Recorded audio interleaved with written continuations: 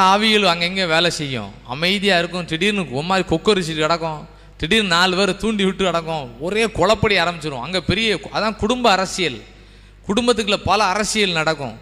நம்ம அபிஷேகத்தோடு போனாதான் அரசியலெல்லாம் அரக்கி எடுத்துடலாம். ஆமென், அல்லேலூயா. ஒருத்தரும் நம்மளை மேற்கொள்ள முடியாது. அபிஷேகத்தோடு போனீங்கன்னா ஒருத்தரும் மேற்கொள்ள முடியாது. அபிஷேகம் இல்லாமல் போனால் அவ்வளோரும் சேர்ந்து நம்மளை கொத்துன்னு என்ன பண்ணுவாங்க, கொத்திடுவாங்க. நீங்கள் தான் காரணம்ன்றவாங்க கடைசியில். பவுலை பார்த்தாங்களா ஒரு பார்வை, அப்படி தான் பார்ப்பாங்க எல்லாரும். எப்படி பார்த்தாங்களாம்? எவ்வளோ நேரம் பார்த்தாங்களாம்? நெடுநேரம் பார்த்தாங்களாம். எதுக்காக பார்த்தாங்களாம்? எப்போயுமே கீழே விழுவான்னு பார்ப்பாங்களாம். இப்படி தான் எல்லாரும் பார்ப்பாங்க. கண் இருக்கவங்களாம் அப்படி தான் பார்ப்பாங்க. அபிஷேகத்தோடு போனால் தான் அவங்க பார்வையெல்லாம் ஆண்டவர் நொறுக்கி போட்டுருவார். ஆமென்.